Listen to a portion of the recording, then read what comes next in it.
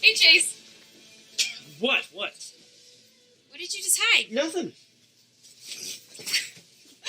Ooh, tiny whiteies. My little brother wears these. Okay, that's enough.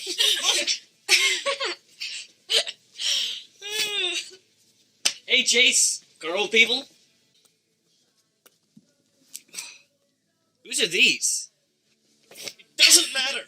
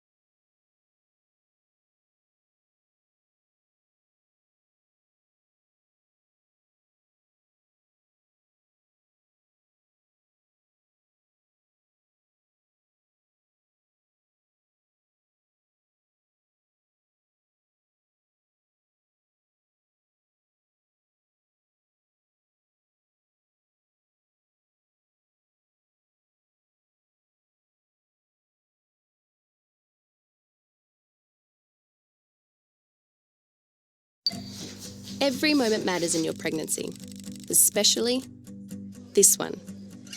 You see, everything you drink, your baby drinks at every stage of pregnancy. So make the moment you start trying the moment to stop drinking. Still fresh. Downy Unstoppables. Pour, toss, wash. 12 weeks of freshness. Welcome back to Movie Recaps. Today I will show you a 2010 drama film, titled Lock Up. Spoilers ahead. Watch out and take care. In Spain, single father Luis is having trouble with Fran, his teenage son. Fran is rude, disobedient, violent, and just a general pain in the rear. He smokes and drinks a lot, plays hooky, insults his dad, blames him for his mother leaving them when he was a baby, and stays up late on the computer chatting with his friends while making enough noise to keep Luis awake when he needs to rest before going to work. Luis tries to communicate with his son, reminding him that he needs to be responsible if he wants to have a future, but Fran never pays attention to his father's worry and stress. Most of Fran's time is spent with his best friends Nuria and Miguel, and Nuria becomes the girl Fran has his first time with. When they're done, Nuria mentions love between them, but Fran quickly disappoints her by saying they're just friends with benefits and not an actual relationship. Meanwhile, Fran's stress keeps getting worse when he receives some worrisome calls at work. First, Fran's teacher asks him for a meeting so they can talk about Fran constantly missing classes. A few days later, he gets a call from the hospital because Fran and Miguel have gotten in a fight. When Luis goes to pick up his son, Miguel's parents ask him to control Fran because he's being a horrible influence on his friends. Luis scolds Fran for his behavior and tells him he'll start coming to the store to work, but Fran answers by kicking the car and punching his father before fleeing. On Fran's 17th birthday, the boy steals money from his father and leaves the house after drinking wine to celebrate at a club with his friends. He's having a great time, but the evening puts a bad taste in his mouth when he finds Nuria kissing another guy. Meanwhile, Luis is alone in the house with the cake he had bought for his son. After blowing the candles himself, he decides he's had enough and searches the internet for a solution. This is how he discovers Simca, a correctional center that specializes in rowdy teenagers. Luis watches a bunch of videos where parents share their experiences. They also had sons and daughters that misbehaved and even hit them. But Simca took their little rebels and transformed them into well-mannered, responsible students. Luis only stops watching when he hears Fran come back. The boy is upset and almost goes to his father to talk about it. But in the end, he prefers to go to bed. The next day, Fran goes to a Simca presentation to get a better idea of how they work. The host talks to the public about family values and bad parenting in a boisterous yet charismatic way, almost like a religious pastor, and it's very effective, because the public easily chants back the answers to his questions without hesitation. In the meantime, Fran stays at home and gets a call from Miguel, who tells him they can't hang out anymore because his parents have had enough. Fran insults him for betraying him and hangs up before calling Nuria, but instead of being direct and asking for a friendly ear, he insults her too for having kissed another guy. Nuria reminds him he was the one that didn't want anything serious, so Fran hangs up on her too. Later that day, Luis finally takes his decision, and when night falls, two strangers kidnap Fran. The boy cries out for help, but Luis just tells him it's for his own good. Fran arrives at Simca in the morning and insults Principal Oscar when he approaches him to welcome him. Oscar won't accept this attitude and pushes Fran against the wall, reminding him he will have to be respectful here if he doesn't want to be punished. Then Fran gets new generic clothes and his head shaved before he joins his fellow teenage boys, who welcome him by standing up and chanting a welcome phrase at the same time like soldiers. While watching an instructional video, Fran tries to talk to one of the boys, but this only gets the group to stand up again and repeat the rules about silence and respect. There's something very particular about them. Most of them have a brown mark on the skin under their chins. Afterward, Fran goes through his first day of what will become his daily routine at Simca. The boys spend the morning making clothespins to learn the value of hard work, have lunch at noon, then go back to either more pin making or doing exercise. They also go through regular medical checkups and sessions of video behavior lessons. Meanwhile, Luis finally has time to relax and enjoy peace at home, but he does think about Fran, so he sends him a box full of gifts including a water bottle. When the box arrives at Simca though, Fran is allowed to look at it but not to keep it. Among the activities at Simca, there also are therapy sessions that Fran is obliged to attend. All the boys share how hard things are in their lives, so Fran takes the chance to complain about his father for having sent him to this place, thinking he's the kind of man that pushes people away when he doesn't want to hear them, and that's probably what he did to his mother too. However, after some words from the doctor, Fran admits he does miss his dad. Later in the teacher's lounge, Oscar reminds all the instructors that the free day is coming soon and explains to newcomer Nando what it is about. For one day, all rules are put aside and they allow the teens to have some fun at a small party. This helps them build up their trust in their system. Nando is skeptical but uses the chance to offer some complaints, believing it's unfair for the instructors to eat as badly as the teens do and lamenting the lack of hot water. However, Oscar doesn't pay these complaints any mind. It seems being ignored leaves Nando in a bad mood, because later during dinner, he sees one of the boys eating slowly and freaks out.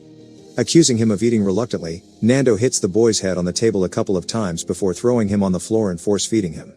As the rest of the boys begin eating faster, the guy insults Nando, who answers with a punch and pepper spray. The boy ends up in the clinic, hurt but alive, and the incident gets the attention of Simca's owner, who is worried about the scandal this could cause if the parents were to find out. Later Oscar scolds Nando for his actions, but Nando keeps on insisting the teens need a harder hand, so Oscar pushes him onto the table and threatens to hurt him if he doesn't follow Simca's educational system. When night falls, someone enters the boys' bedroom to record them having nightmares.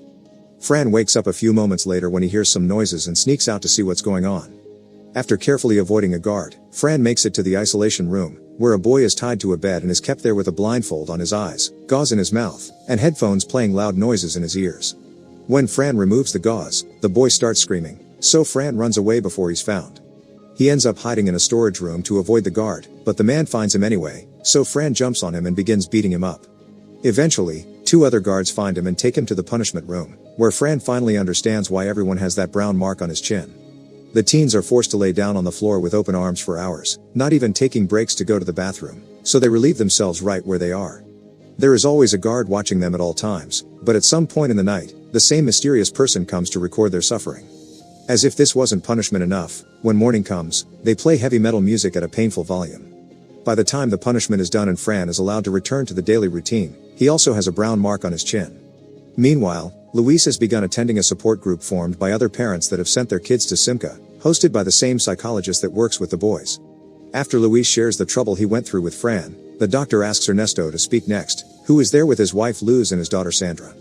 The girl has recently left the institute after 20 months of confinement and has been behaving perfectly well, but while Ernesto tells the others about his experience, she can't stop shaking her leg and looking a little spacey.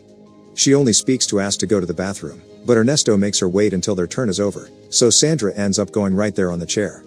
When Luz notices this, she takes her daughter away, but the sight leaves quite an impression on Luis. Realizing he misses his son, when he returns home, Luis goes to Fran's bedroom and turns on the computer, crying when he notices that the videos Fran made with his friends were all in good, clean fun and even included a few shots of Luis himself. The next day Fran goes to a Simca presentation to get a better idea of how they work. After seeing the kids joking around while cleaning the windows, Oscar welcomes Luis and lets him know that he can't see Fran because he's been punished for misbehavior. While showing a security camera video